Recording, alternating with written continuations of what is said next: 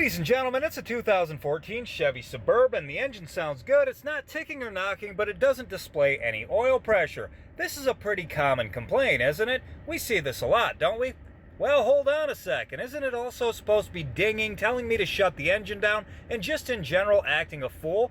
A person could drive this vehicle where that gauge is right now and not be so irritated they drive it straight into a tree.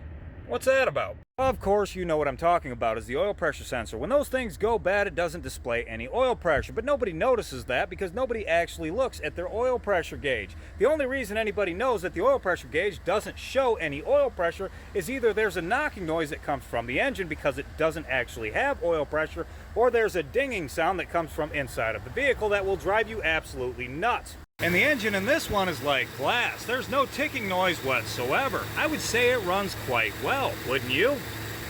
And there's no dinging from inside of the vehicle. It's nice in here. It's quiet, comfortable. I think something's up with that gauge. I guess I don't know what I'm talking about. I was just told that they don't always ding when the oil pressure sensor fails, but I really thought they did. I've driven so many miles with that ringing noise in my ear and that display on the dash saying turn the engine off now. I might be wrong here. I think I'll hook my scanner to it and see if it sees any oil pressure. While we're at it, we'll figure out why that check engine light's on. Look at that. I see oil pressure. And wasn't I just complaining that due diligence doesn't really pay off anymore because I know everything? Throw that in my stupid face. The good news is I have access to a whole bunch of junky General Motors vehicles, so I can easily change a cluster without any real financial risk. I think I'll do that. Pull these things out a little ways. Alright, so we take the top screws out, there and there, pull the vents out, you got one right there and one behind this vent over here. That's supposed to be right there, but this one's gone. Uh-oh. Straight out on all four corners of this thing right here, and I think you got to put it into neutral or something like that.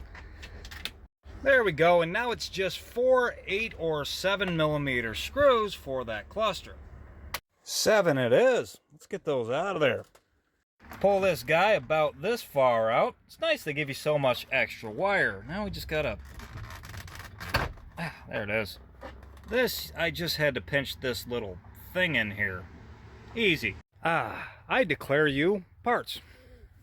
All the same stuff in here. It's a little different, but pretty close. They both plug in the same way, so let's see what it does. Oil pressure.